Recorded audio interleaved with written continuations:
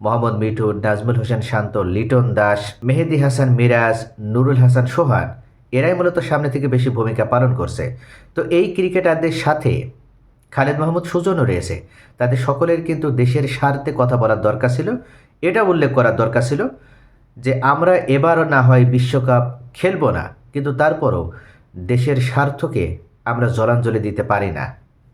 কিন্তু আমরা দেখতে পাচ্ছি যে একের পর এক নাজমুল ইসলামের একটিমাত্র বিবৃতিকে ইস্যু হিসেবে ব্যবহার করে বর্তমানে এই ক্রিকেটাররা তারা কিন্তু এক প্রকার দেশের ভিতরে একটা অনিশ্চয়তার অন্ধকারে নামিয়ে এনেছে।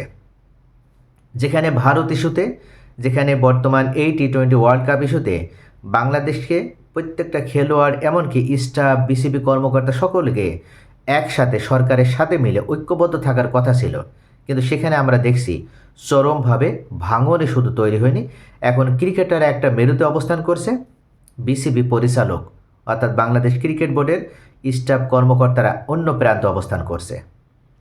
যদি ইতিমধ্যে কিন্তু বিসিবির পক্ষ থেকে এই অভিযুক্ত নাজমুল ইসলামকে তাকে আর্থিক কমিটি থেকে অর্থাৎ ফাইন্যান্স কমিটি থেকে অপসারণ করা হয়েছে, তারপরও কিন্তু ক্রিকেটারদের এই আন্দোলন কোনোভাবেই থামছে না। তারা কোনোভাবেই এতে সন্তুষ্ট নয়। এখন তারা দুইটা দাবি জানিয়েছে। যদি এই দুইটা দাবি পূরণ করা হয় তাহলে ক্রিকেটাররা আগামীকাল থেকে বিপিএলে ফিরবে। আর যদি দাবি পূরণ করা না হয় তাহলে তারা যেমন বিপিএলে ফিরবে না, ঠিক তেমনইভাবে বাংলাদেশের হয়ে তারা কোনো ক্ষেত্রেই কোনো ক্রিকেটে অর্থাৎ যে কোনো ভার্সনে আমরা বলি না কেন, টেস্ট, ওয়ানডে বা টি-20 কোনো ভার্সনে তারা বাংলাদেশেরও প্রতিনিধিত্ব করতে রাজি নয়। অর্থাৎ আমরা দেখতে পাচ্ছি বাংলাদেশ ক্রিকেটে একটা অশনি সংকেত তৈরি হয়েছে। ঠিক ওয়েস্ট ইন্ডিজ ক্রিকেটে আমরা যেটা দেখেছিলাম, জিম্বাবুয়ে ক্রিকেটে আমরা যেটা দেখেছিলাম, কেনিয়া ক্রিকেটে আমরা যেটা দেখেছিলাম, সেম একই ধরনের ঘটনা এবার আমরা বাংলাদেশ ক্রিকেটেও দেখতে পাচ্ছি। যে খেলোয়াড়রা এই ঘটনার সাথে জড়িত, যারা এই মুহূর্তে এই সংকটটাকে বৃহৎ একটি সংকটে পরিণত করেছে, আসলে তারা কিন্তু একা নয়, তাদের পেছনে অনেক বড় হাত রয়েছে। এবং যেখান থেকে তারা শক্তি পাচ্ছে, যেখান থেকে তারা সাপোর্ট পাচ্ছে এবং যেটার আলোকে তারা অবশেষে এই ঐক্যবদ্ধভাবে বিসিবির বিরুদ্ধে অবস্থান নিচ্ছে, সরকারের বিরুদ্ধে অবস্থান নিচ্ছে। এক প্রকার তারা যেভাবে পরোক্ষভাবে কথা বলেছিল, যেমন তামিম ইকবাল উল্লেখ করেছিল যে যদি আইসিসির এই ইভেন্টে আমরা পরিত্যাগ করি তাহলে আগামী 10 বছর পর বাংলাদেশ ক্রিকেটে কী হবে সেটা ভাবা উচিত। দেশের জনগণ কিন্তু এই কথার মানে বোঝে। তাহলে নাজমুল ইসলাম কি ভুল কথা বলেছিলেন? নাজমুল ইসলাম তো বলেছেন যে যারা এই মুহূর্তে বাংলাদেশ দলে প্রতিনিধিত্ব করছে ক্রিকেটাররা, তারা যদি আর্থিক ক্ষতি হিসাব করে যদি বিসিবির কাছে যদি কোনো ক্ষতিপূরণ চায়, একজন সাংবাদিক প্রশ্ন করেছিলেন, তার উত্তরে তিনি বলছেন, আমি ভিডিওটি কয়েকবার দেখেছি, চাইলে আপনারাও দেখে নিতে পারেন। সেখানে তিনি জাস্ট এই কথাটি উল্লেখ করেছেন যে যদি ক্ষতিপূরণ দাবি করে তাহলে সেক্ষেত্রে আমরাও তো তাদের কাছে ক্ষতিপূরণ চাইতে পারি। কেননা তারা তো দেশের প্রতিনিধিত্ব করছে, আর দেশের প্রতিনিধিত্ব করছে, তাদেরকে আমরা বেতন দিচ্ছি। তো দেশের স্বার্থে তারা এখন পর্যন্ত বৈশ্বিক কোন ট্রফিটা তারা অর্জন করতে পেরেছে এবং যেটার মাধ্যমে তারা দেশকে সম্মানিত করতে পেরেছে? পারেনি। এখন পর্যন্ত তারা জাস্ট এই ক্রিকেটারদের আবেগ নিয়ে খেলা করেছে, এক প্রকার দেশের স্বার্থ নিয়ে তারা খেলা করেছে। কিন্তু দেখা যাচ্ছে তারা মূলত নিজেদের পকেট ভারী করেছে, কিন্তু দেশের স্বার্থে তারা কিছুই করতে পারেনি বা কোনো অর্জন, তাদের কোনো অ্যাচিভমেন্ট নাই। তাহলে এই যে নাজমুল ইসলাম এটা উল্লেখ করেছিলেন, এটাতে এমন দোষের তো কিছু না।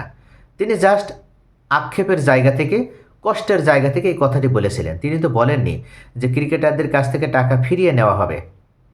তিনি কথার কথা বলেছিলেন, কথার ছলে কথাটি বলেছিলেন যে যদি ক্রিকেটাররা বা বিশ্বকাপে অংশগ্রহণ না করতে পারার কারণে যদি তারা বিসিবির কাছে ক্ষতিপূরণ চায় তাহলে সেক্ষেত্রে আমরাও তাদের কাছে ক্ষতিপূরণ চাইতে পারি। এটা তো একটা লজিক আছে কথায়। তিনি তো ইললজিক কোনো কথা বলেননি। তাহলে এই সামান্য বিষয়টিকে এত বড় ইস্যু করা হলো কী কারণে? এটার পেছনে অবশ্যই গভীর কোনো ষড়যন্ত্র লুকিয়ে আছে এবং যে ষড়যন্ত্রকারীরা এই মুহূর্তে চাচ্ছে বাংলাদেশ ক্রিকেটকে ধ্বংস করে দিতে। যেহেতু বাংলাদেশ ইতিমধ্যে ভারতের মাটিতে অর্থাৎ ভারতে অনুষ্ঠিত এই বিশ্বকাপে তারা অংশগ্রহণ করবে না, যদি ভারতের বাহিরে বাংলাদেশের ভেন্যু হয় শ্রীলঙ্কা, পাকিস্তান বা অন্য যে কোনো রাষ্ট্রে, তাহলে বাংলাদেশ রাজি আছে ক্রিকেট খেলতে, বিশ্বকাপে অংশগ্রহণ করতে রাজি আছে। তারা বিশ্বকাপ বয়কট করেনি, করবেও না। বাংলাদেশ বিশ্বকাপে অংশগ্রহণ করবে, কিন্তু তাদের দাবি হচ্ছে ভারতের বাহিরে যে কোনো রাষ্ট্রে তাদের একটা ভেন্যুর ব্যবস্থা করা। প্রয়োজনে গ্রুপ চেঞ্জ হোক, তাতেও বাংলাদেশের কোনো আপত্তি নেই।